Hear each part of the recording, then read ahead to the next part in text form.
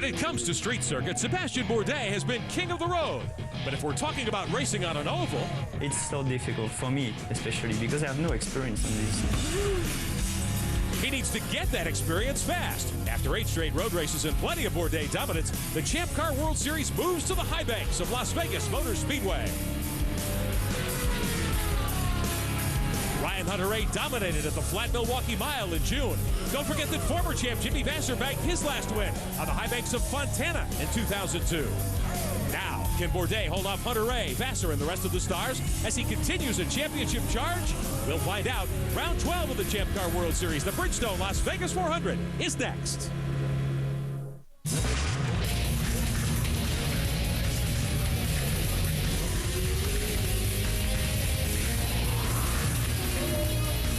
Bridgestone presents the Champ Car World Series powered by Ford.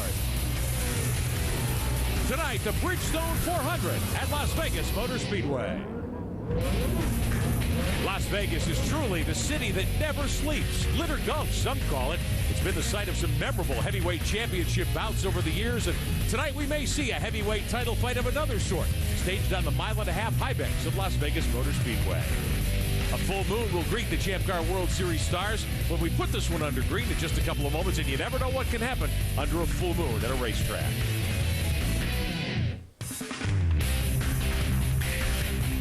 And welcome to Las Vegas Motor Speedway. Time for the 12th round of the Champ Car World Series here in 2004. Good to have you with us tonight. I'm Rick Benjamin. Quite a battle during qualifying. It's been a very interesting weekend.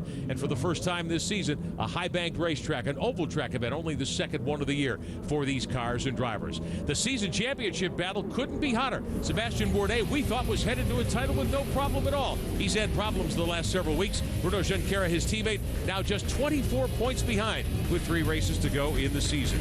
And I'm joined topside by Trans Am champion Tommy Kendall. It's been an entertaining year, and Las Vegas certainly a unique place to come to race. Well, you know the saying about Las Vegas, what happens in Las Vegas stays in Las Vegas. Well, in racing terms, what happens in Vegas doesn't happen anywhere else. This is the only time the Champ cars run under these basically restricted rules where the speeds are capped, and it leads to pack racing. The cars should be all over each other. The best analogy I can use would be that when they're in a pack like that, they behave differently. It's almost like electrons that are excited. They literally vibrate, and it makes for some very tense moments. One guy that I think may be best able to capitalize on the ovals, the pack racing, and here in Las Vegas is none other than the leader of the off-track Rat Pack here in Vegas, Jimmy Vasser. Vasser starts on the outside of row 1. Let's show you our starting lineup tonight, powered by Ford. Patrick Carpentier, after his win, now on the pole. Yeah, he's really got a knack when it's contract time. He really delivers. Vasser alongside the Newman Haas mates in row 2. Well, there's the championship battle right there. Bourdais needs to get back on track. Third row, Jourdain with a good run, and Levine. Another top 5 for Jourdain and Rodolfo Levine. Again, good speed out of the Forsythe car. And an All-American row 4. And Allmendinger has not really taken the ovals, but he did really well in Milwaukee. Fifth row, Dominguez is good on them. And Dominguez really pressured Bourdais in Germany last year on the oval. Paul Tracy and Tagliani have struggled. 2 Las Vegas residents like racing at home, but the results haven't been good thus far. Philippe and Smith not too bad in the 7th row. Career best, equaling career best starting spots for both those drivers. The 8th row, Justin Wilson still struggling. Yeah, their season's kind of heading the wrong way for them. Mazzacani alongside. Final row, Haberfeld and Serbia didn't even post a speed. What happened? Well, they've been chasing this weird fuel starvation problem for 3 or 4 races, and they didn't get the car out in time to take a lap in qualifying. As we take a look at our race facts here tonight at Las Vegas Motor Speedway, it's 250 miles, 400 kilometers for the Bridgestone 400. 166 laps will be the race distance then here tonight. It is a mile-and-a-half super speedway, and the pit windows are back, Tom. The return of the pit windows, they figured that was the best way to make sure you got away from a fuel economy run, and so they're kind of a necessary evil. Until they can make sure that there's wholesale passing with faster cars, they have those mandatory pit windows. A couple of different in-car looks for you tonight. We'll ride with series champion Paul Tracy tonight. Tracy starts pretty deep in the field. He starts deep in the field, but more troubling is the fact that the car just hasn't been very fast, and they've been scratching their heads. It's the setups and everything are identical to both Carpentier and Rodolfo Levine, but the car is just, for whatever reason, there's a lot of bind in the corners. Getting the cars freed up is one of the things you must do at a place like this. Rodolfo Levine, we mentioned he qualified in the top 6. Top 6, another good run for him, and this is where it's not restrictor plate racing, but the restricted speeds because of the high downforce levels mean that whether you got experience or not, the guys like Rodolfo are running right up front. One guy everyone is going to pay attention to tonight, Jimmy Vasser from the outside pole. The Gulfstream Lola, we have onboard looks with Vasser. His last victory 2 years ago at the California Speedway in Fontana. Now, this is the second half of a racing doubleheader here at Las Vegas on a Saturday night. NASCAR's Craftsman Truck Series raced here earlier, and that presents a unique problem for the Champ Car World Series competitors, right, Chris McClure? Well, at least a concern, because with all that practice and qualifying earlier today, the Champ Car people were wondering, would the Bridgestones react with the other brand of tire okay on the track? Well, through the warm-up, everybody said okay, maybe a little bit more push, but nothing that was not manageable. But now the sun has gone down, it's cooled off, and there are about 7,000 more laps of truck traffic out there. So what does that mean for this race? Everybody thinks it should be okay, but nobody really knows the answer. We'll find out in just a moment. Meantime, with another kind of problem, Jan Bikus. Yes, Chris, think about Sebastian Bourdais. Yes, he has qualified third, but it's been anything but a routine weekend for Sebastian. Last night in night practice, he blew an engine. The team stayed late, they changed the engine, they checked all the systems, could not find the cause. Then today in final practice, he blew another engine. The team went back again, checked the car, checked the systems, but had to change to another power plant, the third one of the weekend. They have no idea as a brand new engine how it'll run, so some nervous moments for the Newman Haas crew and our series point leader. Al Bourdais qualifying in the top three again for the 12th time, extending his record. Paul Tracy quickly to pit road. A wheel problem. They're concerned about the left rear. He's going to have to start from the back, Tommy. Well, a bad weekend gets worse. See what they're doing here. We have a helmet cam on one of the crew members in the Index Forsyth team. Rusty Sheldon wearing that camera for us here tonight. Taking a look at the right rear. They've changed that as well, and Tracy will smoke him off of pit road. Tom, you were talking about the restrictions on the cars. Their goal, Champ Car's goal, to keep the speeds down around 203, 205 in the miles an hour bracket. The wing package is really the story here. Yeah, they're basically running road course downforce setup, so just a lot more downforce than they would need if they were allowed to come here and set it up how they'd like. Getting ready to go green. 166 laps, 400 kilometers. The Bridgestone 400 at Las Vegas. Glad to have you with us tonight. We are underway at Las Vegas Motor Speedway.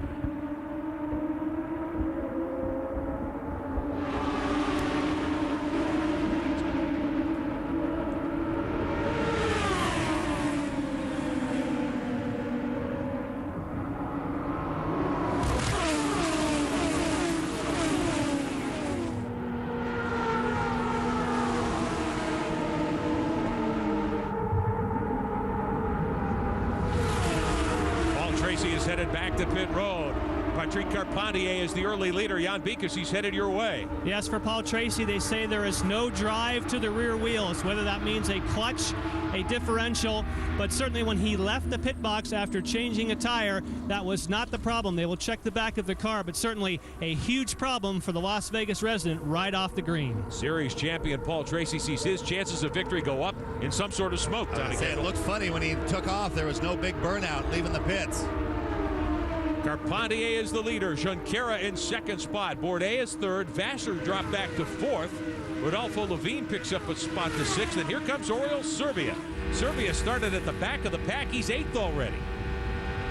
As we ride with Levine down the backstretch. Tommy, how about your Bridgestone keys to the race? Well, the Rat Pack, that's the pack racing I was talking about, where the guys with the extra drag should run close together. Drag queens, no one wants to be a drag queen, everyone wants to be the drag king. Namely, the challenge has been trimming the cars out, getting as much drag off the cars as they could so they can, you know, have the top speed around here. And if push comes to shove, with the low downforce numbers, the problem they were having in practice was the front of the cars were sliding a lot. And there was concern amongst the teams that the right front tire might not maintain its grip all the way through a fuel stint. The teams were starting to put more downforce on the front to try to balance out the rear wing. Riding with Levine in the Corona Beer car, fifth spot, Paul Tracy, who started in the top six tonight. He's out of the race car already. His evening is done. So the series champion in front of his adopted hometown fans, his night very, very short. His teammate Patrick Carpentier going for his second straight win, the leader, with the Newman Haas mates right behind him in second and third. Bourdais in third spot, Junqueira in second, chasing down Carpentier, or trying to. Tight battle for the lead. Quickly, let's hear from Tracy, Jan Bikus. Paul, the car didn't sound right when you left pit road. Do you have any idea what the problem is? I don't know. We've had such a horrible weekend. I just you know, we've changed everything on the car, tried to make the car better, and then as soon as we pulled away on the pace lap, we only had drive to one wheel, so something in the spool or something in the drive shaft, something broke, so it's not driving, so, and it's just unbelievable frustration this weekend. I know you were very excited about racing in your hometown of Vegas. I know you didn't get a chance to do it, but it should be a great place and a great race this evening. I think it's going to be a great race. I wish I was out there. We've just, like I said, we've had a horrible weekend this weekend, and I feel bad for the guys because we've changed everything you could change all weekend long, and we've just had nothing go right the whole weekend, so it's been frustrating. Okay, hope it goes better in Australia. Lead change on lap 6. Bruno Junqueira to the bottom, able to sneak by Patrick Carpentier. Carpentier using a high line top, trying to stay with him. Yeah, and Bruno picks up a bonus point, which will help him in that pursuit. 23 points now behind Sebastian Bourdais.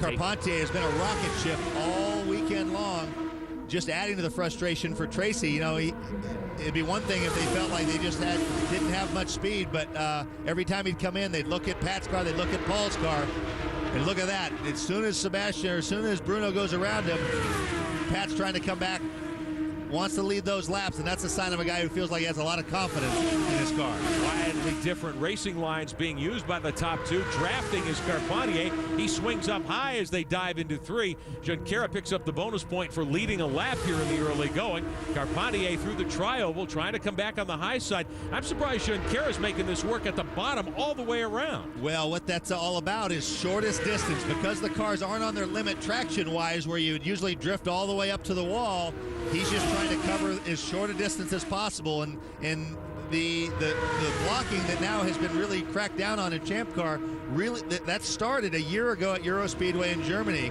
and they penalized Sebastian Bourdais during the race for blocking, and then and after that they really re-implemented stricter rules. So there's a lot of, you want to protect the bottom, but you also have to be careful not to move to defend your position. Out in front, Bruno Junqueira in the 6th car, the Pacificair Newman Haas machine. Carpentier, the blue and white Indec car, runs 2nd. Bourdais, Levine, and Ryan Hunter-Reay, your first 5 at Vegas. Working lap 18 of 166 at Las Vegas Motor Speedway with Tommy Kendall, I'm Rick Benjamin, Jan Beekes and Chris McClure on pit road for us tonight. 12th race of the Champ Car World Series season here in 2004. Carpentier on the pole tonight in that Indec number 7. Junqueira grabbed the lead right off the start, pretty much just a lap into the books, and they've been side by side for much of the night so far. Sebastian Bourdais, the championship leader, rides 3rd right behind these two. Jan Beekes, Bourdais' 3rd motor of the weekend, seems to be working okay. Well, they say 3rd time lucky. They're very pleased with the power plant. They say everything is going well. But for Sebastian, believe it or not, Tommy, they say his car is loose. We've heard a lot about push, push, push. But for Sebastian, he wants the thing to be nailed more at the back end or take some wing out of the front in his first pit stop.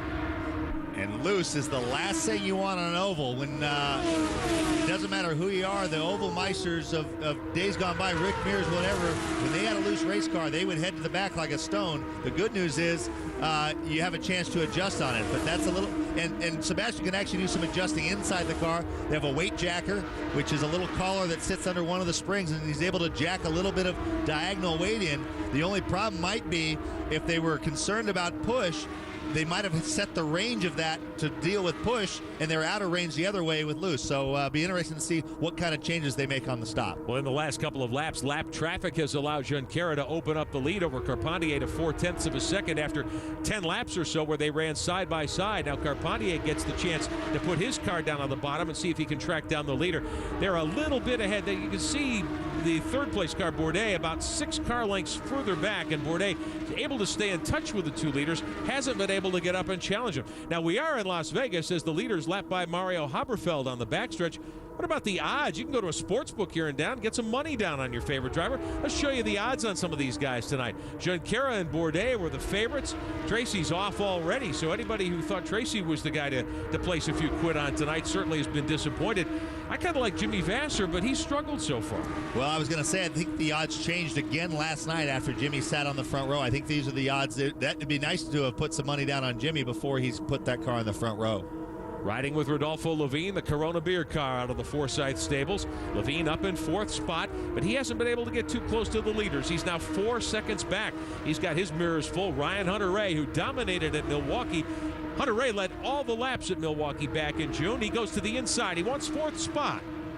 But Levine is able to stay ahead by using that high groove. You see how much Hunter-Reay's car, when Rodolfo cut down in front of him and sprayed that jet wash over the front of, car wash over the front of Ryan Hunter-Reay's car. And he said that was something they talked about in the driver's meeting. He said if guys don't respect the invisible lanes and use their qualifying line, when the car in front slides down in front, he says it really disrupts the airflow, and that's where that understeer gets dramatic. All that battling back behind the leader allows Junqueira to open it up even more. He's now 6/10 to the good ahead of Carpentier.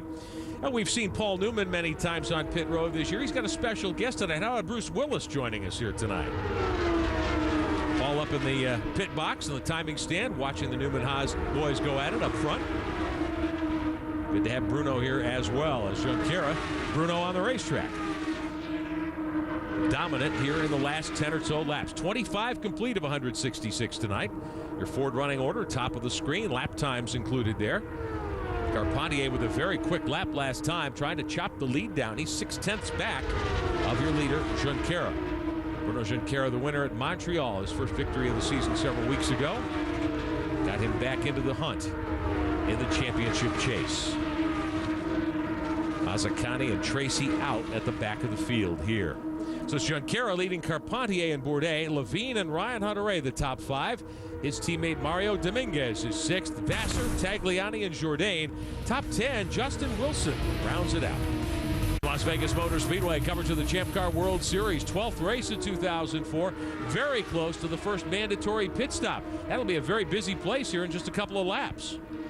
And what that means is every car in the field is going to be headed for pit lane at the end of lap 37. So the deceleration, the late braking to the 85-mile-an-hour speed limit and the actual time spent at rest in the pits going to be even more important than usual. The fact that guys are not able to get around people easily on the racetrack means that the pit crews might be the ones that decide this one today. 7th, 8th, 9th, and 10th battling here as we watch Alex Tagliani still holding off A.J. Allmendinger. Pit stops coming up, Jan Bikus. What are you hearing? Well, our leader will be in about a lap or so, but before they grab the fuel rig, take a look at what you can see at the nighttime. The fueler actually has LEDs that ramp up to tell him right now that's the full position. It'll start all the way down here on the right-hand side and then ramp up. So at night, the fueler, when he engages, will be shown electronically by LEDs when to disengage from the car. That'll happen the next time around for Bruno Junqueira. A.J. Allmendinger, meantime, just picked up a spot. He moved the 10 car into 8th for the Rousport team. That's the Western Union Lola. Tagliani 9th, Jourdain 10th, Justin Wilson right there in 11th spot. So a great battle. 8th, 9th, 10th, and 11th. Very tight on the racetrack. 12th spot belongs now to Guy Smith, who's running very nicely. He's got some oval track experience in his earlier Indy Lights days, of course. Field starting to spread out just a little bit on lap 37, so we should see the leaders on pit road. And they're on the brakes, and Levine almost gets into the back of Ryan Hunter-Reay. Bruno Junqueira will lead him onto pit road. Carpentier running second, first of 4 mandatory stops tonight. Jan Bikus, the leader, is headed your way. Yes, and as we predicted, a whole host of cars will be here at the same time, including his teammates. So we will have a bird's eye view if there is, in fact, going to be a position change. If you want to pick up a position, you would use that LED device that we just talked about to take a little less fuel on. And we're watching the 2 cars side by side. Bruno launches first, gets by Sebastian, so he has kept his position. It appears as though Sebastian Bourdais is having a very long stop. Something's not right with the fuel. It's not going in. Sebastian Bourdais lost a tremendous amount of time on pit road. Tough break for the points leader. You might see the yellow in the top left of your screen with the lap count. Full course yellow because Ryan Hunter-Reay has spun his Urdez number 4. Now that's on the entrance road, I believe, coming toward pit road. Hunter-Reay almost got drilled in the back gearbox area back there by Rodolfo Levine. I wonder if there was contact. Let's see if we can see what happened as they were headed toward pit road. It's already happened at that point. I'll bet you that Levine, there was contact. It looked like Levine at first, and then I'm not so sure if that was Levine's car. Ryan Hunter-Reay spun and ended up tail first into the inside retaining wall here at Las Vegas. So we are under caution while they recover the 4 car and try to get him to pit road. He needs to stop, and they need to refire the car. So Hunter Ray will lose a couple of laps here. Well, and he might have some damage to the rear wing as well. They're towing him in, and the tow rope goes away. He gets it refired. Don't know that he touched very hard there. It doesn't look as though there's a tremendous amount of wing damage. Dirtied up the tires, certainly. They do have a new wing ready to go on the 4 car. Under caution, Alex Tagliani off pit road first, so it looks like he'll be the restart leader. Junqueira, Carpentier, Levine, and Vassar would be the top 5. Looks as though Tagliani didn't come to pit road, so I wonder if there will be a penalty there. It looks like that's Tagliani's car. We'll try to get another look at that. There's the work going on the 4. Jimmy Vassar here on board as he was coming down toward pit road. Green lights are still on at this point, and there you see Hunter Ray just going around. So they've brought the 4 car to a stop, Chris McClure. And they're going to change the entire rear wing. The end plates have been damaged. No, they've decided to go ahead and go back out without making that change. He did get full service. He reported that he had a long brake pedal when he got into the entry road and just spun it. There was damage to the back. They want to change that wing, but they can't get it done now. They're trying to save some track position.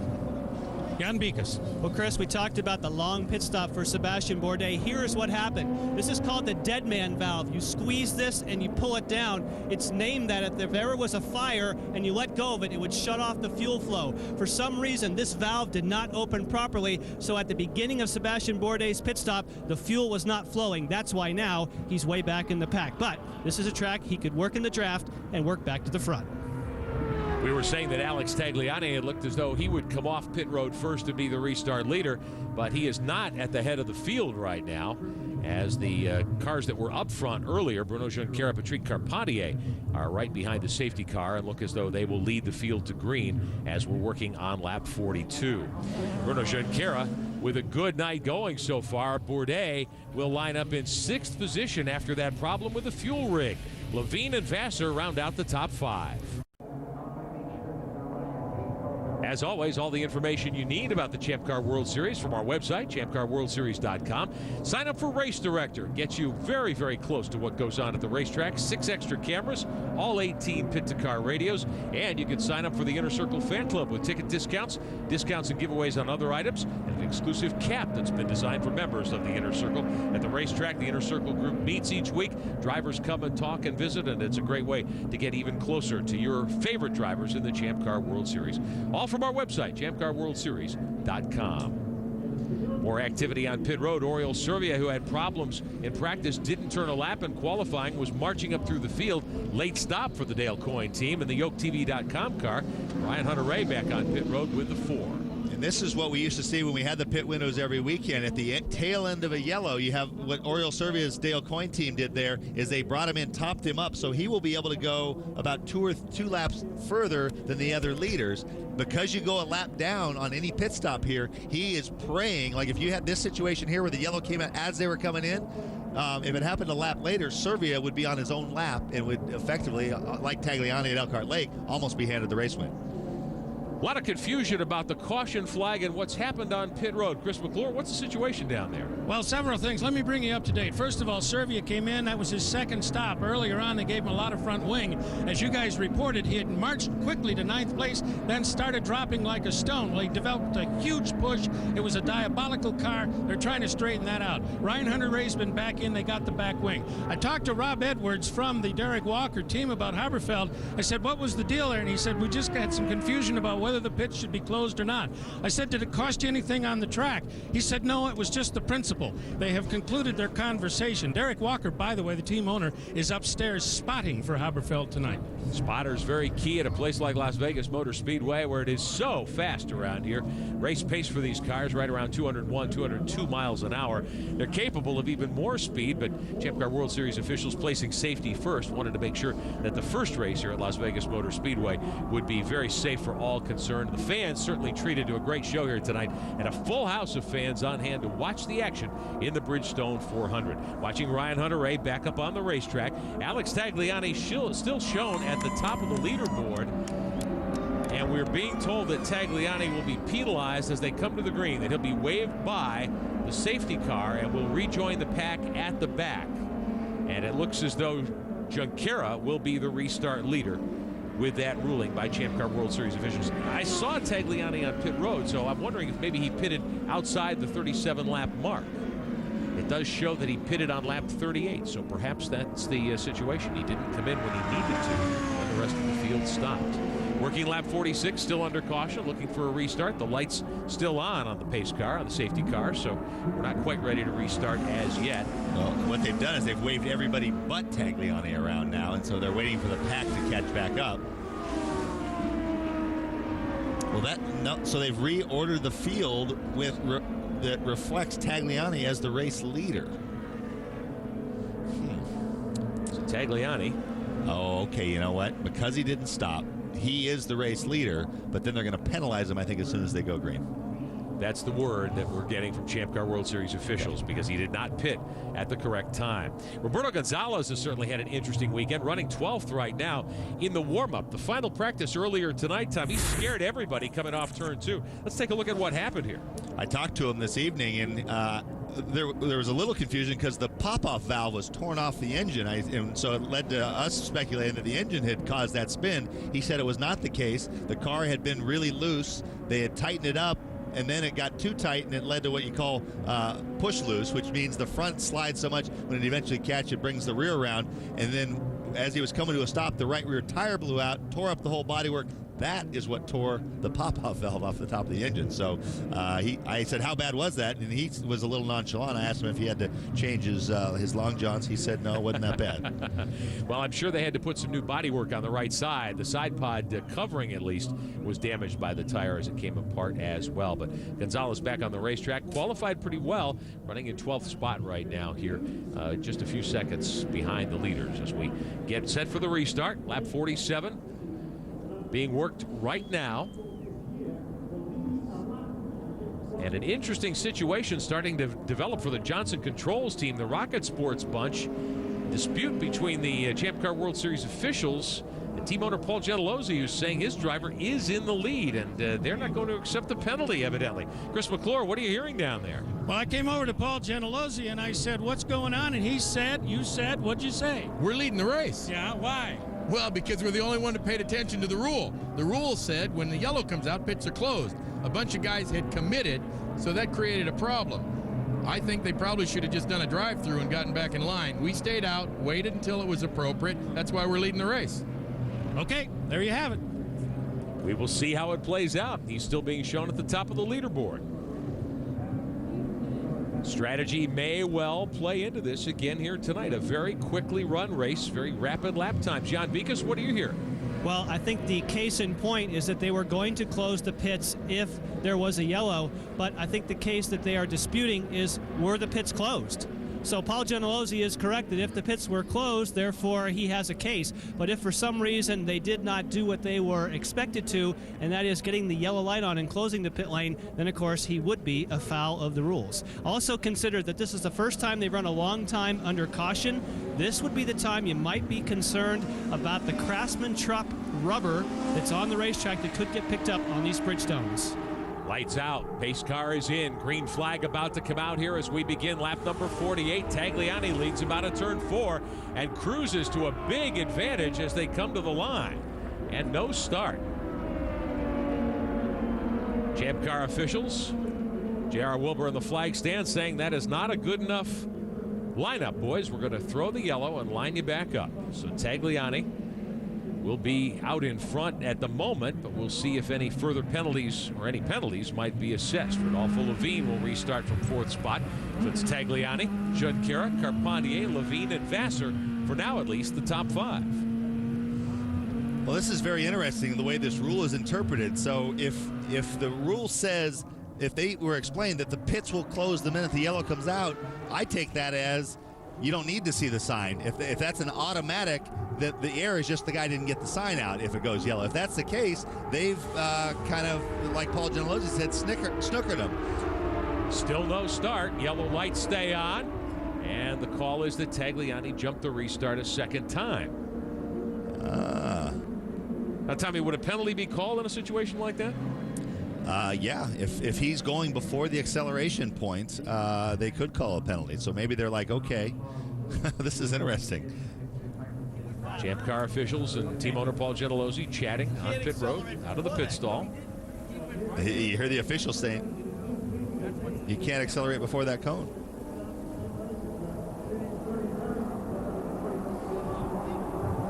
I didn't see anybody throw the red hanky on the sideline, so I don't know if we'll see an instant replay or not. Here comes Tagliani again. Let's see if we get the restart this time on lap 50. Tagliani, Junqueira, Carpentier. And the green flag is out. Third time the charm. Battle shaping up for second. Serbia not on the lead lap in the midst of that one. Haberfeld not on the lead lap.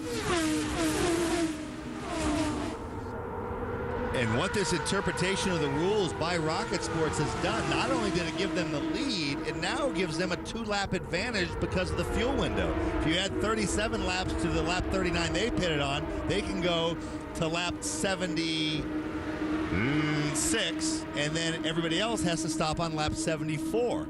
So they've got an advantage on top of an advantage. If a yellow comes out, everybody else will be a full lap behind them. If a yellow comes out during those 2 laps. At the worst case scenario, at the best case scenario, they're running 2 more laps on hot tires and probably will be able to sneak away from someone who might even be right on their tail when the pit stop starts. So a long caution, finally the restart, battling through the field. Let's reset for you as Carpentier starts marching back toward the front. That's Tagliani. And that's Ryan Hunter-Reay up on the high side there. Now remember, Hunter-Reay spun. He lost 2 laps. He's back in 17th spot. Tagliani being shown as the leader, working lap 53, and here comes Junqueira. Junqueira second right now in the 6 car. He's going to hook up behind Hunter-Reay and go for the lead through the tryover. Hunter-Reay unlaps himself, one time anyway. Tagliani right back at him, says, no, you don't. Tagliani knows that in this situation you could unlap yourself. He wants to defend. And watch right here as it's on the last lap, the car below. One thing that was happening in practice, the car that was below, when the car comes around on the outside, the car on the bottom gets pulled up into its side pod. It didn't happen on that lap, but the lap before, right as they were coming off 4, you saw Tagliani make, it looked like he made a move up towards Hunter-Reay. What's happening is the air is forcing him there, and he's got the wheels turning, and they're just not gripping. Carpentier, Serbia trying to get unlapped. Here comes Levine. Levine in 3rd spot in the Corona Beer 3 car. Through the tryover. Wild action at Las Vegas Motor Speedway. First time for the Champ Cars here. Junqueira moves up. Levine almost runs out of track. Tagliani is still the leader. Hunter-Reay tried to get around him and pick up a lap. And this is the kind of racing they envisioned when they came up with this aero package. It wasn't looking like it was going to happen there in that first stint, but now for whatever reason, because those 2 cars got side by side up front, everybody else is able to close on them. Remember that Ryan Hunter-Reay led all the way on the only other oval on the tour back at the Milwaukee Mile, but that's a flat track. This track has got medium to high banking, more than 12 degrees in the corners. Flat out all the way around. Bourdais on the high side, going around Levine. Bourdais to 3rd spot. Bourdais looking to make it 3 wide. He's in 2nd now, and he wants the lead. He's gotten by his teammate Junqueira. Bourdais and Tagliani from the top spot. Ryan Hunter-Reay is in the mix. He's not on the lead lap, though. Hunter-Reay gets around to pick up one of his 2 laps, and here comes Bourdais. Sebastian Bourdais, the championship leader, going for the lead down the backstretch. And this is why this type of racing is so tense. When you have everybody running all over the top of each other, and the cars are so stuck, you end up being braver. Usually what limits whether you make this move or not is, can I hold the car down? Is the car going to stick? Because everybody's car is sticking because of the extra downforce. Guys just get braver and braver. Working toward lap 60 tonight, Bourdais is the leader. Hunter-Reay's unlapped himself. Levine wants 2nd from Tagliani. Mario Dominguez in the thick of things. He's back in 4th. Let's ride with Levine.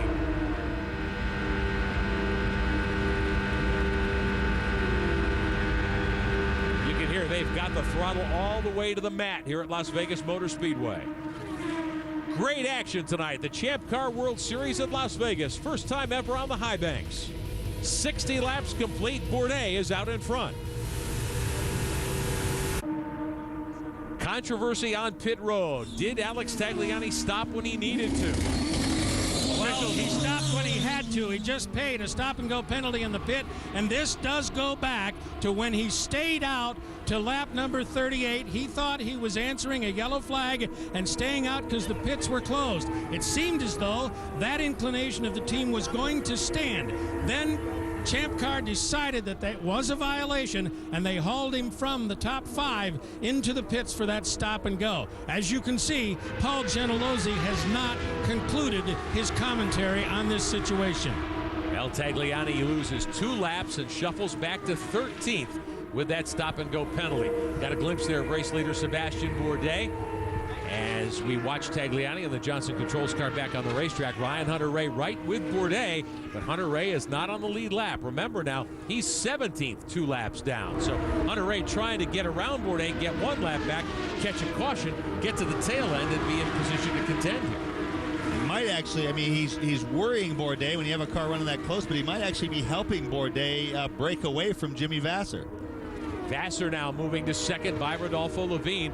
As we ride with Jimmy, you can see Levine back there on the Corona beer car. Vasser on board the PKV Gulfstream Lola, the 12, qualified second. Levine washes up high coming off turn 4.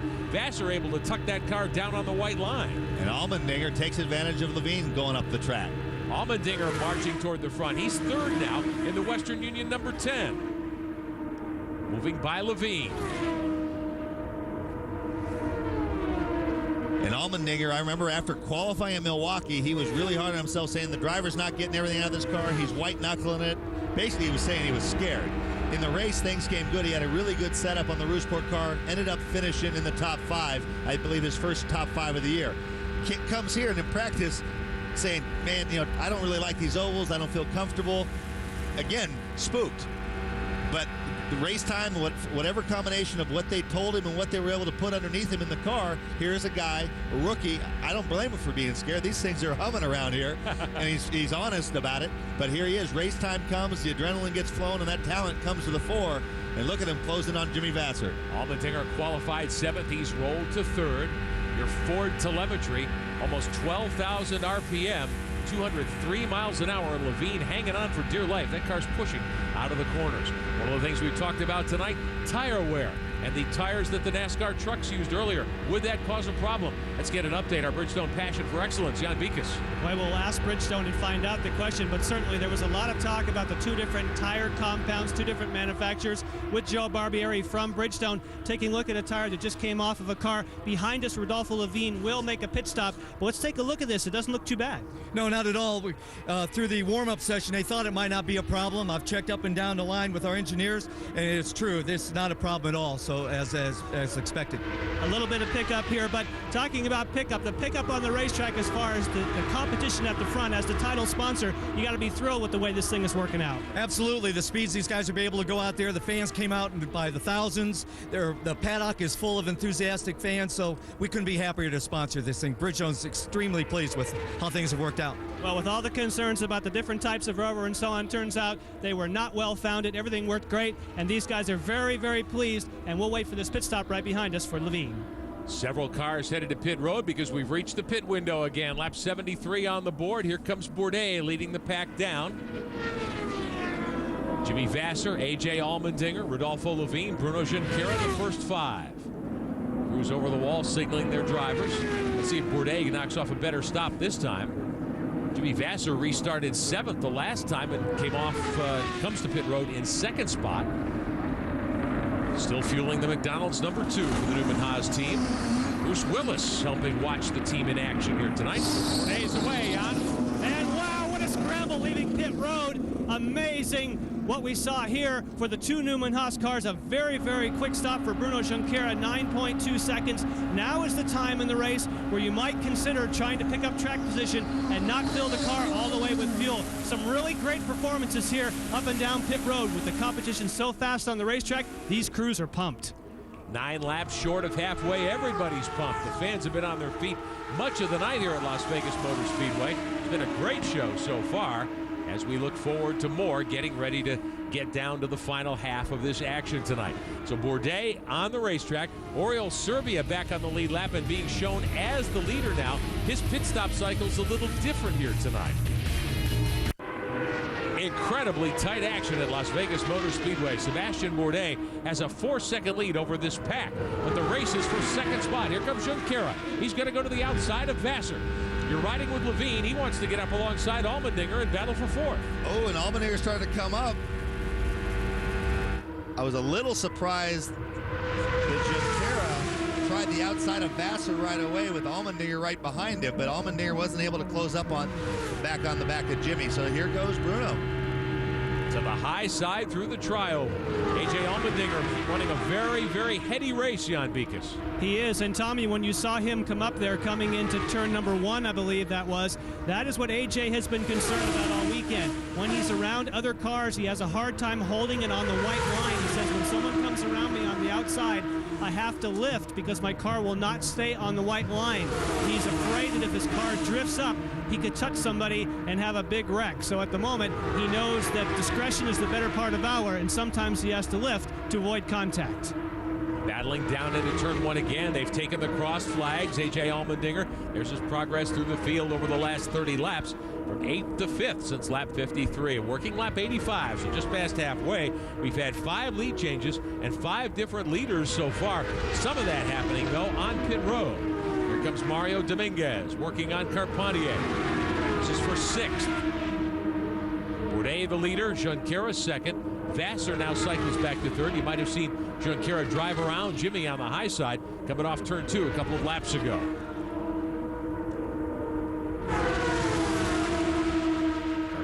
Down into the 3rd corner. Dominguez right with him. They're 6th and 7th. Carpentier on the pole 1-2 weeks ago at Laguna Seca, trying to make a late season charge, get himself perhaps into championship contention. Well, he's going to move into sole possession of 3rd place. He moved into a tie with Paul Tracy by getting the bonus point for pole. Tracy dropping out on the first lap. Regardless of where Carpentier finishes, he will finish in front of Tracy. Champ Car officials assessing a stop-and-go penalty to Gaston Mazzacani, pitting outside the pit window. Mazzacani running 17th. Tracy out early. Broke something in the drivetrain of the 1 car.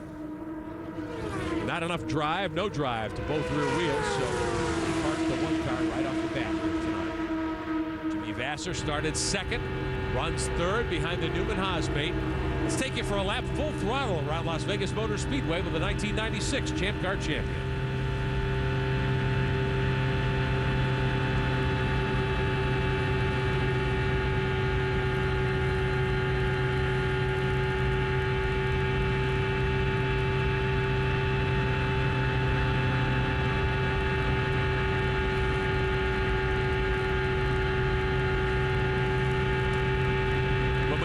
Ride full throttle. We hear a lot of throttle action, Tommy. Not here. Just you might as well Velcro it down.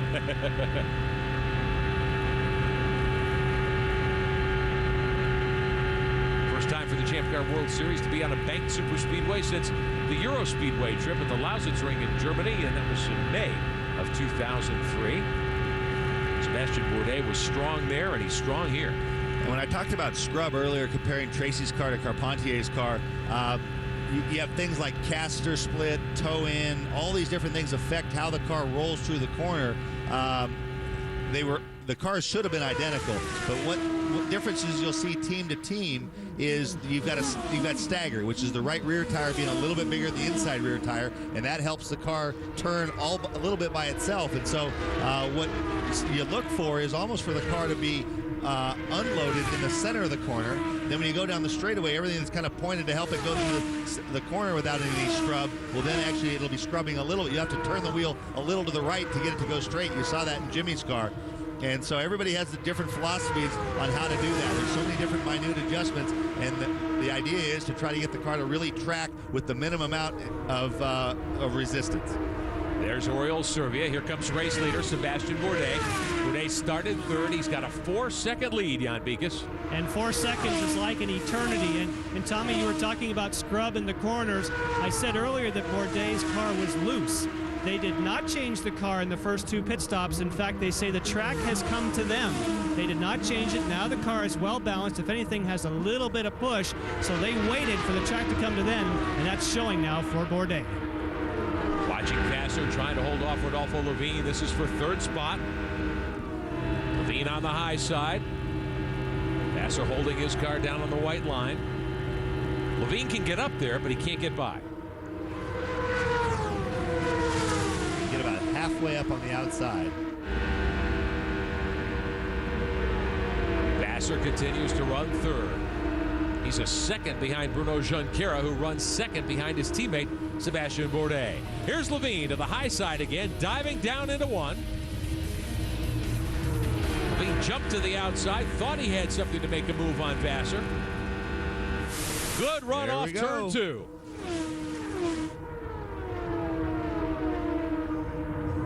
Jimmy just able to tuck that car down low and stay there. This lets Carpentier get close. Carpentier's 5th. And here comes Dominguez, thinking about going 3 abreast there for a moment. Dominguez running a very high line as well. Now, if 3 cars bunch up on the outside, is that enough of a draft to get them all by Vassar?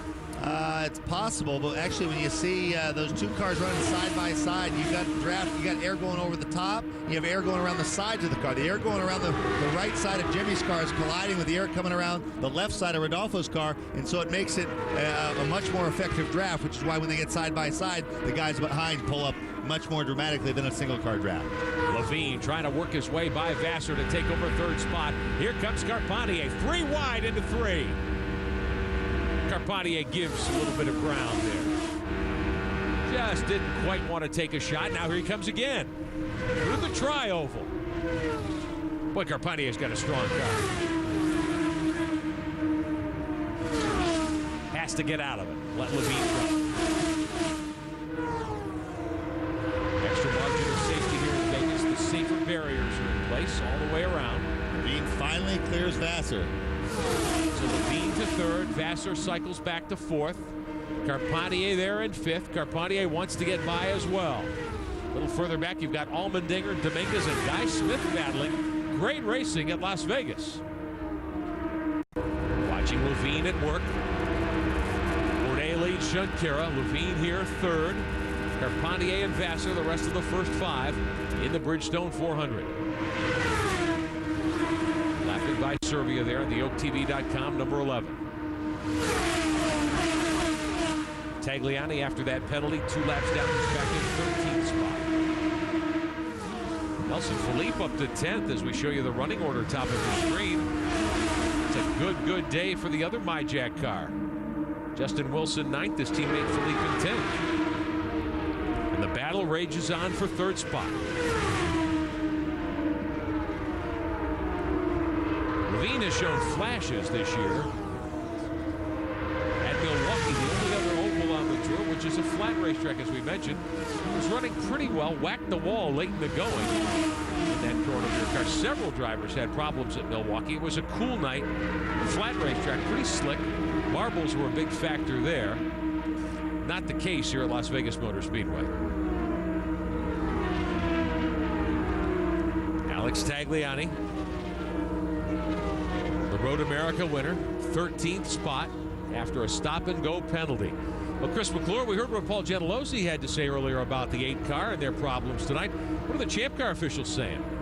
Champ Car officials do admit that normally in that kind of a situation the pits would be closed. But the fact of the matter is that the flag had not yet gone up. Then they ruled, subsequent to that judgment, that Tagliani had an opportunity to get into the pits successfully and did not take it. Therefore, violation, therefore, penalty. Paul Gentilozzi, talking to his driver in the last few laps, has simply said, this is not the result of anything that we did wrong. But that's as far as he'll go. He just wants Tag to go racing, try and forget it.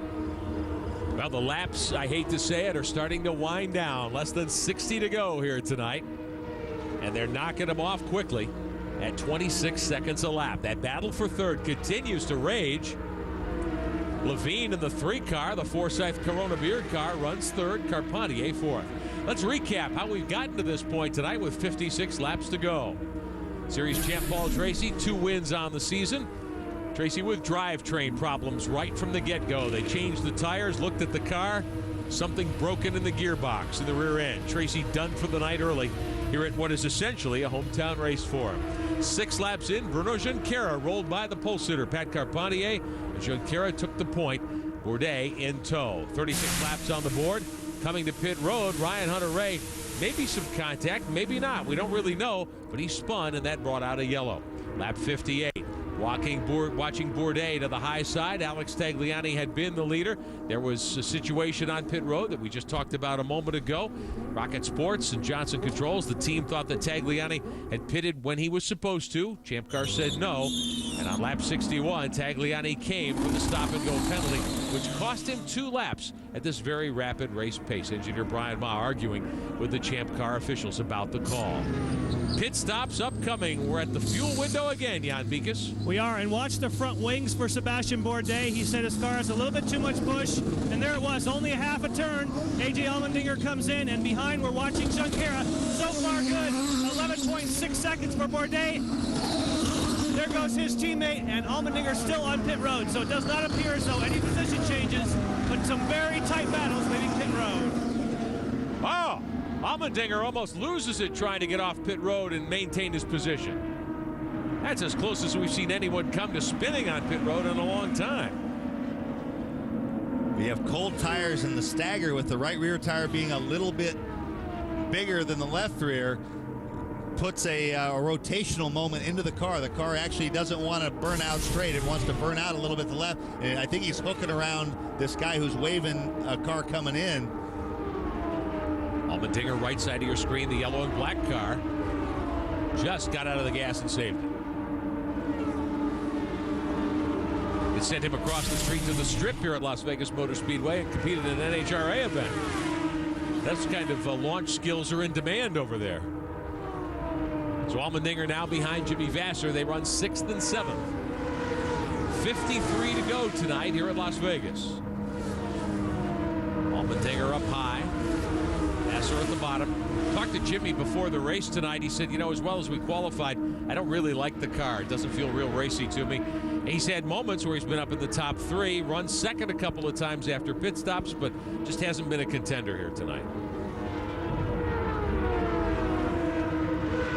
Able to get the measure of Allmendinger and sit in 6th spot right now is Vasser. Coming up on the slower car of Gaston Mazzacani, who's 17th. Mazzacani, the American Medical Resources, 19 for the Dale Coyne team. Gulfstream Lola for Vasser out of the PKV shops. Allmendinger in the Western Union 10, meantime, still trying to find a way around Vasser.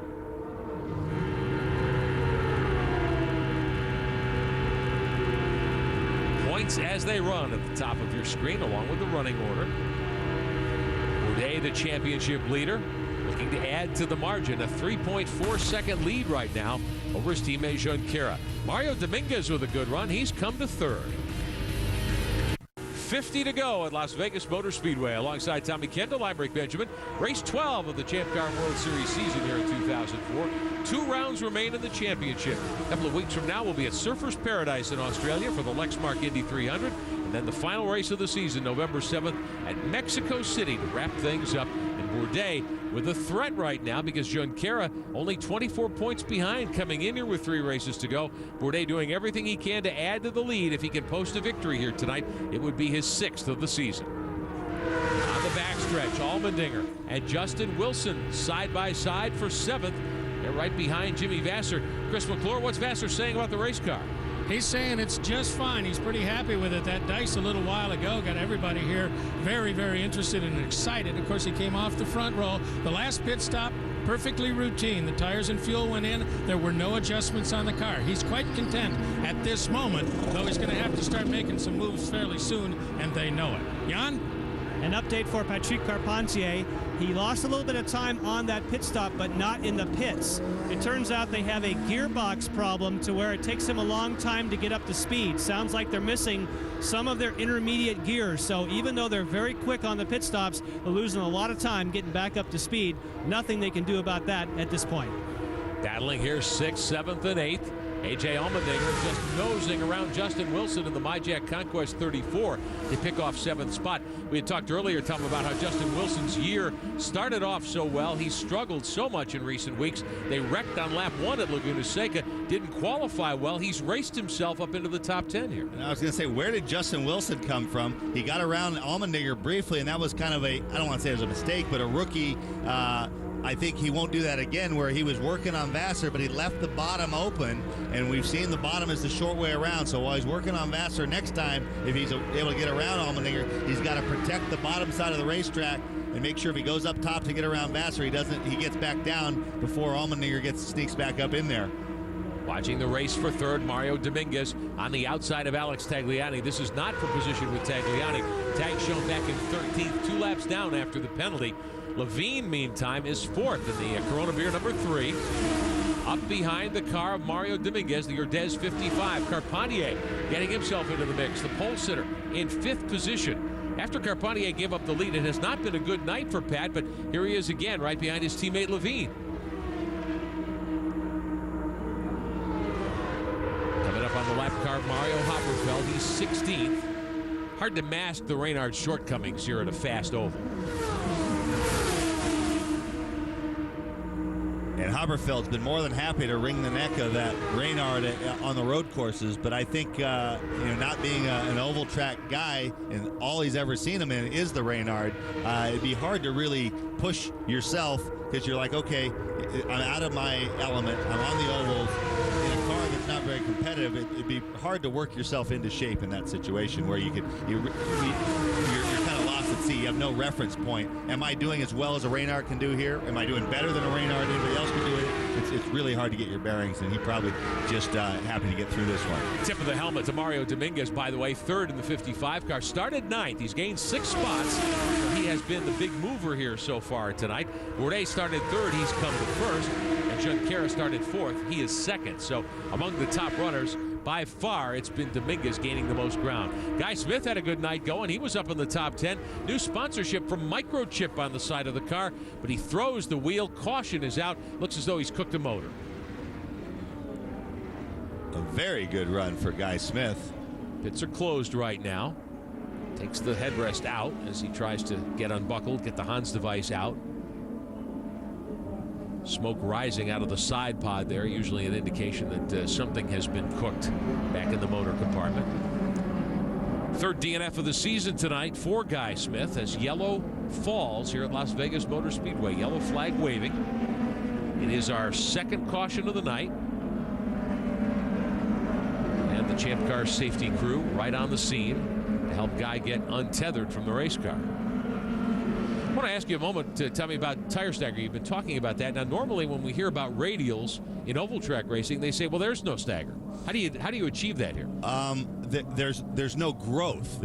The stagger will be whatever it is set in the mold. Stagger refers to difference in circumference. What they used to before radials, to create the stagger you wanted, you just pumped them up more or less and the tire would grow. A radial is so strong, its molded size will be its side regardless of the pressure. So even if you have 10 pounds or 30 pounds, it's going to measure the same. So you used to be able to adjust the stagger on any set of tires. Now it's a preset stagger. Bridgestone chooses what they want as the optimal stagger, and that's what it is for the weekend for everyone. And that does help these cars turn on a high-banked oval. So Guy Smith done for the night, Chris McClure. He is indeed. I wonder, Rob Hill, was there any forewarning if something was going wrong? Nothing at all. Everything looked really good. The car was actually coming to us. The track was coming to us. He was doing a great job improving everything, and out of nowhere, it just let go. So. Well, he's getting the car under him, and he was having a heck of a run out here for an oval test, something he's not familiar with. Oh, yeah, he's a phenomenal driver. I mean, he's very, very talented, and he's adapted well to this. We were looking forward to this race. We tested here. We had a good test, and, it's an unfortunate thing. Sorry to see this turn of events. Sorry, too. 40 laps to go tonight under caution as they remove the 17 of Guy Smith. The Rocket Sports team, Bourdais, Junqueira, and Dominguez, Levine and Carpentier, your top 5. Guy Smith taking the long walk back to the garage area here at Las Vegas Motor Speedway. Second half of a doubleheader the NASCAR Craftsman Trucks ran earlier tonight. Full house of fans enjoying the Champ Car World Series. With the yellow out, Jan Bikus, we're more than 37 laps from the end. What's the pit stops call here? You will see a few cars on pit road, but the leader is going to wait about one more lap. Mario Dominguez on pit road at this time, but 129 is when the window opens for your final stop to go 37, the maximum number of laps you can go. They desperately want to make a pit stop, the leaders do, under yellow. So wouldn't you know, they asked the Champ Car officials, I think you really need to check the racetrack to be sure that Guy Smith doesn't have any oil on the racetrack. Check it really carefully. I think it takes another lap or two, then they can pit under yellow and hit the window. Now, was that a mistake by the Urdez team to bring Dominguez in? He's got to stop again. He does have to stop again. It's a curious move. Obviously, if it stays yellow until 129 like Jan was talking, then everybody else will come in. He'll have to come in again, and he'll be way behind the queue. For a car that far up in the line, it's a little bit of a curious move. Dominguez, a good driver, a very good driver, and he's particularly good on ovals. Had that great run at the Euro Speedway last year, and certainly seemed to be a contender here tonight with the car up in third spot. But they bring him to pit road under caution, and he will, by rule, have to make one more stop because you can run only 37 laps before you make a pit stop. He's right behind his teammate, Ryan Hunter-Reay, who had that spin on the entrance road to the pit area earlier. Hunter-Reay back 14th, 2 laps down. So we reset. It is coming up on lap 129. They're working lap 129. Race leader Sebastian Bourdais. He'll pit this lap. Yeah, Bruno Junqueira right behind him. They're below the blend line, so they're headed to pit road. See, now Dominguez has to stop again to reset his window to make it to the end. So, but he's stopping from the tail end of the pack, so he's kind of locked himself into the back. I think. I wonder if they did their math wrong. So he will come in now anyway. Yeah, he'll have to come in again now, or he'd be stopping on the last lap. And you have to stop before the white flag. A look at the Newman-Haas pit box. Carl Haas, Paul Newman, and a special guest, Bruce Willis, here watching the action tonight. Here comes the race leader, Jan Bikus. And Bruce Willis may be a good luck charm for the McDonald's driver, Sebastian Bourdais. Remember, they won't need very much fuel, so this should be really, really quick. That was a fast one. 7.2 seconds, and right behind him is his teammate. That's as close as it gets. Chris? Mario Dominguez came back in. He's now in sequence. He's good to go to the end. He only got tires on this pit stop. No fuel. That had already been done. He's back out, and he did it in a hurry. Everybody lined up nose to tail as they come off pit road. Let's see how it resets. Oriol Servia back in 14th spot, 2 laps down. Bourdais away first. Junqueira will line up second. Levine, Carpentier, and Allmendinger. Justin Wilson up to 6th ahead of Vassar, Philippe Dominguez, and Jourdain. Take a look back, the Newman-Haas team. Paul Newman pretty darn happy at how that stop went. Carl Haas, I don't think ever cracks a smile, does he? Rarely. Certainly enjoying seeing his team run 1-2, though, at the moment as we get down to the final 36 laps here tonight at Las Vegas.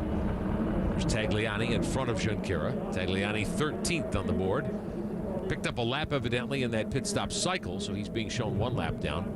9 cars left on the lead lap. Dominguez would be the last of the 9. So it's Bourdais, Junqueira, Levine, Carpentier, and Justin Wilson the first 5. Then Vassar, Allmendinger. How about Nelson Philippe up to 8th ahead of Dominguez? A reminder, all the information you need about the Champ Car World Series 24/7. Our website is champcarworldseries.com. Sign up for Race Director. It gets you just inside everything that goes on at the racetrack. 6 extra cameras, 18 pit-to-car radios, and a chance to join the Inner Circle fan club as well for the rest of 2004. Ticket discounts on the last couple of races this season. The exclusive members cap, discounts and giveaways on merchandise, and much, much more. Check it out, champcarworldseries.com. Full house of fans here tonight enjoying night racing under the lights at Las Vegas Motor Speedway. They packed the house here tonight. And the Agante car, the 9, the Rousport machine from Michel Jourdain Jr., headed to pit road. Late in the window, late in the caution. They will put tires on. Jourdain 11th, a lap down, so not a lot to lose at this stage of the game. They'll have a little bit fresher rubber for the run to the checkered flag. 35 laps to go this time around. Working lap 132. 2 races to go in the season after tonight's event here at Vegas. Bridgestone presents the Champ Car World Series, powered by Ford from Las Vegas Motor Speedway. With Tommy Kendall, I'm Rick Benjamin, Jan Vikas, Chris McClure on pit road for us tonight. Third caution of the night. Guy Smith exploded a motor a few moments ago, wrapping up a very good night for him. But as we look at the leaderboard, Tom, Nelson Philippe unheralded here, 8th spot for the MyJack team. Not a bad night at all. Not a bad job at all, but my attention is up front. We saw after the last 2 stops, Junqueira was able to nibble away at Bourdais' lead. You've got the 2 guys that have everything going. All the marbles championship-wise are between these 2 guys. Bruno really needs to finish in front of Sebastian. Might have the quicker car. This is going to be a bit of a shootout, I think, for these cats. No more pit stops.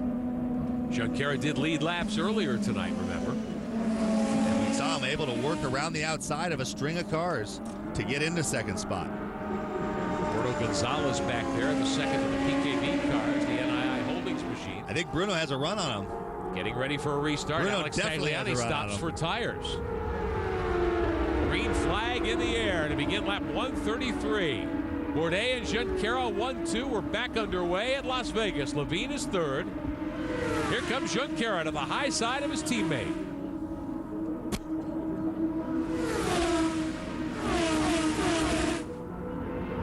Bourdais right on the white line on the backstretch.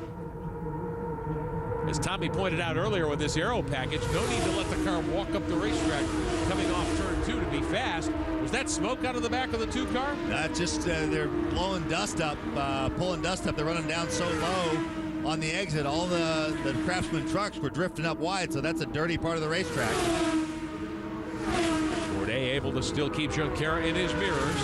The gap less than 2/10. Coming up 30 laps to go momentarily. Your Bridgestone running order top of the screen, along with how the points would shake out if they finish in this order. Not only do you not have to drift up, if you drift up, it could cost you the race. That's exactly what happened early on. Carpentier let his car up a little bit. Bruno snuck underneath him. That's the one thing Sebastian Bourdais cannot do, is let his car up off the white line on the exit when you naturally would let the car run. Or Bruno will get down underneath him, and we've seen if he can get a nose under him and Sebastian can't come back down, that short way around will eventually put Bruno in front. How about this? Justin Wilson in the MyJack 34 up to 4th. Pole sitter Pat Carpentier right with him there in 5th. They go around Gonzalez, who's a lapped car. 6th belongs to Mario Dominguez. Remember, he restarted 9th after 2 stops during the caution. Dominguez is on the move, too. Look at that scramble. Great battle for position here in Las Vegas. Vassar back there in 7th. Allmendinger is 8th in the yellow car, the Western Union machine. Here comes Dominguez. Up front, Junqueira takes a look on Bourdais. Bourdais in the McDonald's 2 car. Junqueira in the number 6, the Pacific Air machine. The battle for 3rd, Levine trying to hang on. He's got Wilson and Carpentier in his wake. Junqueira tries the high side for the lead at Vegas. Can't get a run on him in the tryover. And this is where this aero package is a little frustrating for a guy like Bruno, who's really worked hard at honing his oval racecraft. Sat on the pole at Indy a few years ago, has won races, I believe, Japan a couple years ago. But he's not able to put that experience to any effect. You see Bourdais, who doesn't run particularly well at Milwaukee. You got Justin Wilson, who crashed on the first lap at Milwaukee. All of a sudden, these guys can hold it down flat out. The experience that Bruno has is not able to translate into a measurable advantage. Sebastian won his first oval race at the last time we raced at a track like this at Euro Speedway, and it's really much more setup dependent. He was very candid about it when he came here. He says, you know, it's not up to me. It's the job the team does. Anybody can hold it flat out around here, and it's really down to the team, and the team has done a brilliant job. Look at Newman Haas up there 1-2, marching away from the rest of the field. And they've got a 2-second lead over Rodolfo Levine and the pack of cars behind him as they battle for 3rd. But I'm really impressed with what Justin Wilson has put together here tonight. Obviously not the fastest race car in the place this weekend. He has patiently picked them off one at a time. And here he is holding off the pole sitter for 4th. Mario Dominguez right there as well in 6th position. 25 to go here at Las Vegas. Here's Allmendinger running 8th. Nelson Felipe back in 9th. Talking earlier about Mario Dominguez as he is back there in 6th position. Chris McClure, did they make a mistake on their pit stop call? Shall I say yes at the front of the report or at the end? Yes, they did. They brought him in too early. As I came into the pit, I said, don't you have to stop again? And they looked at me like, yeah. And then they did stop again, and then they clammed up for a while, but have since turned around and said, we made an error. They have some very long faces in their pit right now. Well, Dominguez was up in 3rd before that happened under the caution. Up front, it's still Bourdais by less than a 10th over Junqueira last time by. Carpentier trying to get around Wilson. This, though, the battle for the lead down in 1. Coming up on 20 laps to go. Nobody sitting here at Las Vegas Motor Speedway. It's an old joke, but a good one. They bought the seats. They're not using them here tonight. There's a lap car up ahead. This could be the one variable that whoever, if they catch it at the same time and it doesn't slow one or the other down, but if Bruno can make Sebastian commit, if Sebastian has to commit to the high side and Bruno can use that to get underneath him, this lap car could play into the equation here. 16 cars remain in competition. Walt Tracy, Guy Smith done for the night. Flat out all the way around Las Vegas Motor Speedway.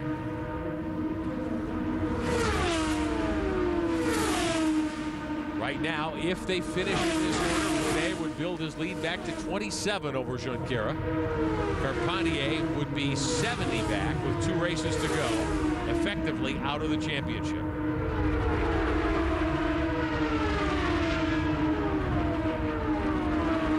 That lap car is Alex Tagliani. Bourdais in the McDonald's number 2 has led since lap 79 with 20 to go. Junqueira in the Pacific Care number 6 has run in his wake. He pulls up alongside. Junqueira trying to get a run through the tri-oval on his teammate. He's got one.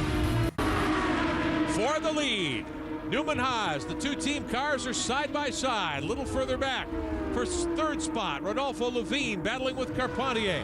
Junqueira with the advantage by a wheel heading down into 3. Junqueira and Bourdais. Remember the bad blood between these 2 earlier in the summer. Ever so close. Which car is going to get a draft from Tagliani now?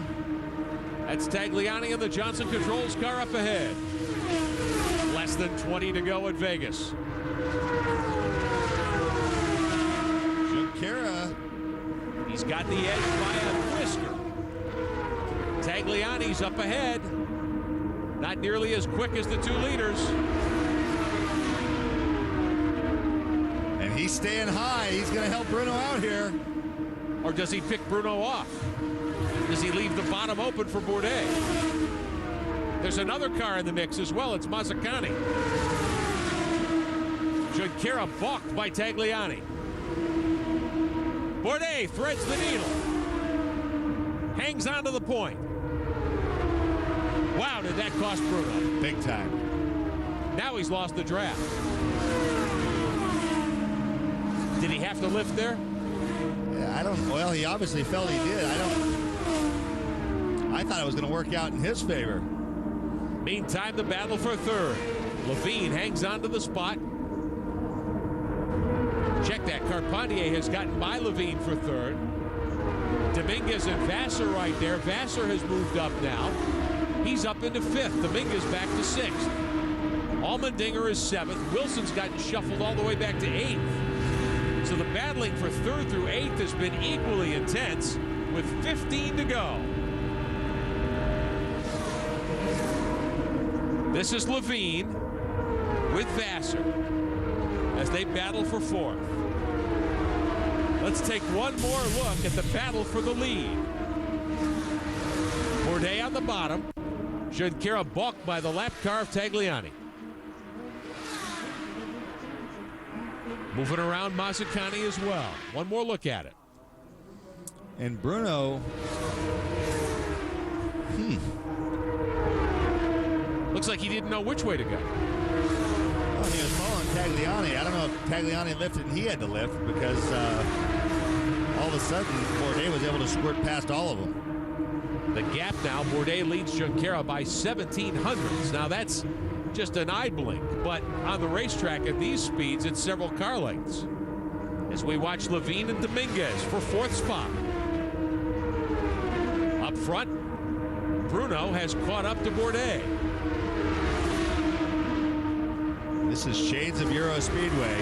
The guy that came out on top that day was Sebastian Bourdais, his first ever oval race, and he learned early on, keep it pinned to the white line. In that case, it was Mario Dominguez, who could get all the way up on the outside of him, but not quite clear of him. Now, the last time they did this a few laps ago, Junqueira was able to inch ahead. He wasn't able to close the deal and pull in front of Bourdais. And one thing that happened that enabled Bruno to get up there, Sebastian got a little bit too low and actually got down, not just under the white line, but on the apron, and his car wiggled a little bit. I think that was just enough scrub to give Bruno, an extra car length. Now we've got another lap car they're approaching. Coming up, 10 laps to go. This time by, there'll be 10 to go. Jan Vika's time to push all your chips to the center of the table. Oh, yes, and lap traffic may play a part on that last exchange with Alex Tagliani. The engineer for Sebastian Bourdais, Craig Hampson, before that happened, had run down and had a conversation with Tagliani's team. Guess where he is right now? Herdez. He ran up and wanted to talk to Ryan Hunter-Reay's crew. That is the next car that they will find. They're looking for help to see if they can get help like they did with Tagliani. Well, Bruno may not need any help. He's powering to the outside of Bourdais for the lead to the tri-oval. 9 to go. And one thing that Bruno's doing well is he's trying to pin Sebastian on the bottom. See how close he's running to him? He's trying to make it so Sebastian has to lift. They almost touched the last time they ran wheel to wheel. Ryan Hunter-Reay is up in front of this battle. It's a high-stakes game, but he's trying to get Bourdais to have to lift by pinning him down against the bottom, not giving him any more room than he has to. It gets no better than this in racing. Sebastian Bourdais has led since lap 79. His teammate Bruno Junqueira. They're 1-2 in the championship. Junqueira wants his second win of the season. Bourdais wants his first oval win in 2004, his sixth of this year.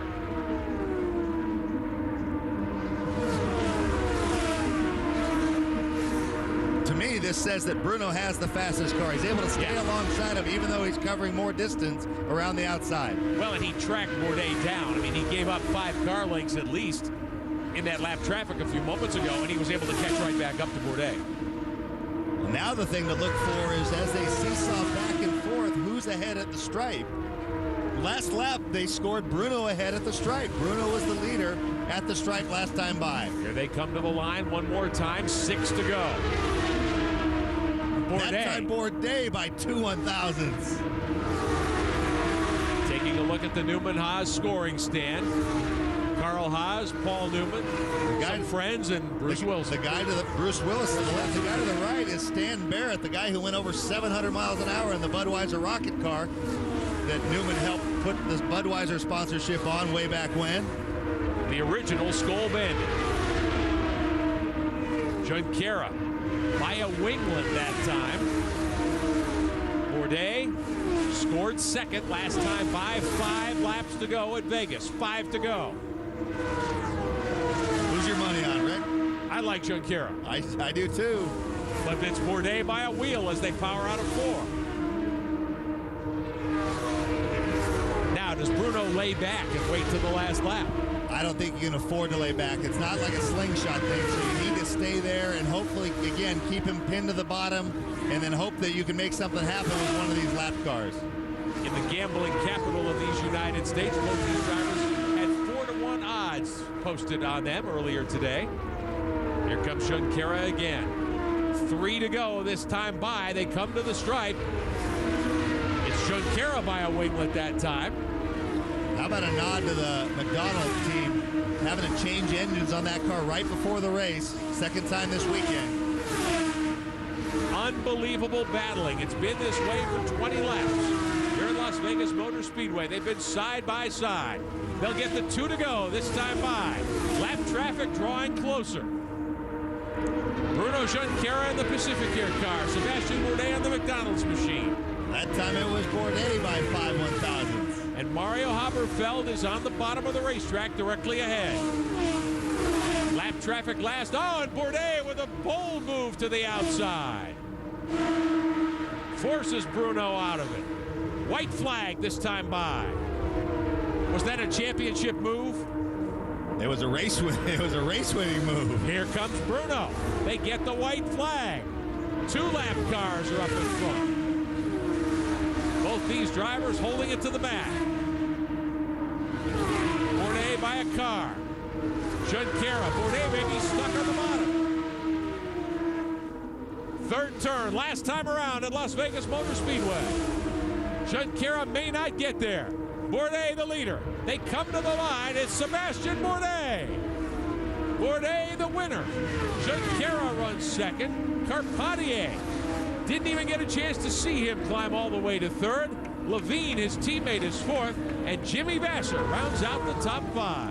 I think Bourdais might have given Bruno a little half a slide job there in the middle of 3 and 4. Just let the car up a little bit. So be interesting to see what Bruno says afterwards. Just enough to slow his momentum in that drive off the corner. Exactly.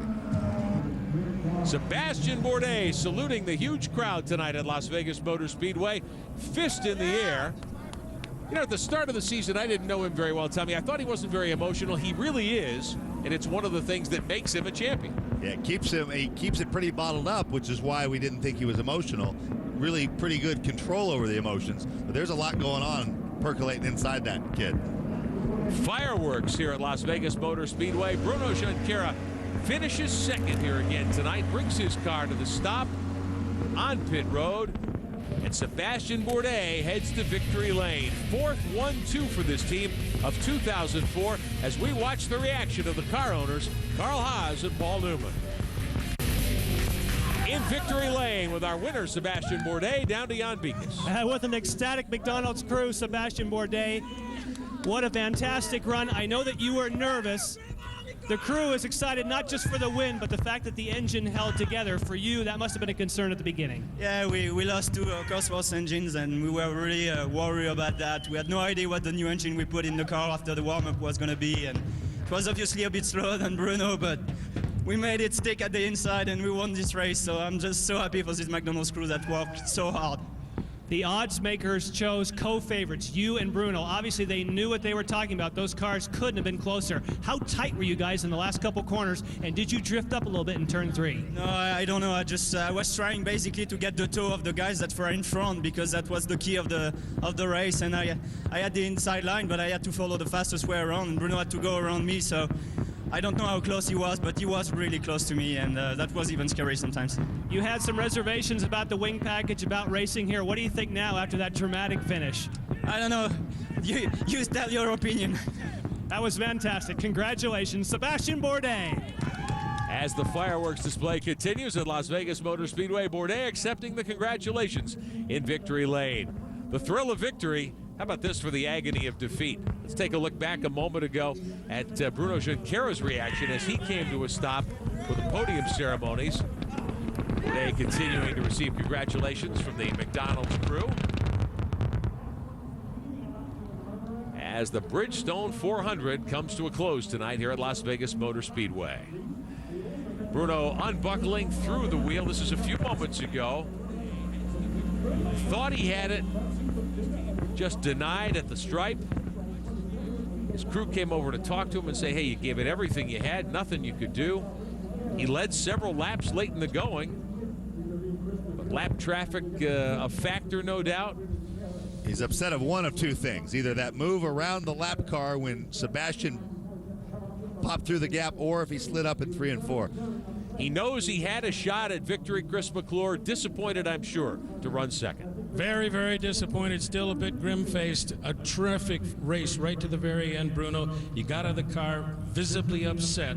What's the source of that? Was it the close racing? You moved up the track a little bit? Where'd it come from? No, I was leading the race, no problem, and they put me back after the first pit stop, and just from there, I just couldn't win the race anymore. From the very beginning, you were angry about something early in the race? No, I was okay. I was leading the race, but then for some reason, I don't know why, after the first pit stop, they put me back, and then I have to have my way through the field, but finish second. Tell us about the dice at the end. That was a terrific last 20-lap run, one of the best we've seen in years and years, and you were a part of it. Yeah, I think that's okay. I mean, there is no way you can pass. You know, I was flat and trying to draft, and it's actually very dangerous. It's very exciting for the fans, but I mean, it's flat all the way around. Then their package didn't help us. Congratulations, second place. That's not to be sneezed at. Okay. So you can hear the disappointment in Bruno Junqueira's voice. Loses ground in the championship battle, the race winner, Sébastien Bourdais. Victory Lane ceremonies at Las Vegas. The Bridgestone 400 in the books tonight, the 12th race of 2004. Let's hear from the driver who's now got 3 consecutive podiums. He's with Chris McClure. The mention upstairs, 3 consecutive podiums, and you've had all smiles since you got out of that car. No, I'm very happy we got some points, and we're clear in 3rd place now, so it's pretty good. But a bit disappointing because we had a very fast car today, and I don't know if it was the fastest, but I think it was faster than what we did. We had a little issue with the gearbox. The gears were reversed, so I couldn't use the gears. I only had 6 gears, that 6th gear that I could use, and lost a bit of time with that. Every restart, they pulled away, and that's how they got away from me. So it's a bit unfortunate, but I guess it's racing. It's mechanical. And it was a joy to watch. Thank you. Hey, thank you. Always smiling, Patrick Carpentier, the winner at Laguna Seca, comes home 3rd here tonight. Let's take a look at how they came across the line. Bourdais and Junqueira, a battle that'll be long remembered between those two. Carpentier and Levine was in the thick of it all night. Dominguez 7th. He was up as high as 3rd. And that was, they just miscalled it on that last stop. They stopped him 2 laps early. Had to come in again and lost a lot of track position. Justin Wilson was up to 4th, but just couldn't quite hang on. Good run, top 10 for Nelson Felipe. Take a look at the standings with 2 rounds to go in the championship. Bourdais builds that lead to 27 over Junqueira. Carpentier solidly in 3rd now because Tracy had those problems on lap 1. Yeah, and a horrible weekend through and through for Paul Tracy. Probably a fitting end to it. Really just a non-factor. Alex Tagliani currently 5th in the standings. So, 2 races to go in the championship. That concludes our coverage tonight of the Bridgestone 400 here at Las Vegas Motor Speedway. Be sure and join us Sunday, October 24th. The Champ Car World Series visits Surfers Paradise in Queensland, Australia for the Lexmark Indy 300. For Jan Beekes and Chris McClure, Tommy Kendall, I'm Rick Benjamin. Thanks for joining us tonight at Las Vegas Motor Speedway, and thanks for watching. We congratulate Sébastien Bourdais. So long from Las Vegas.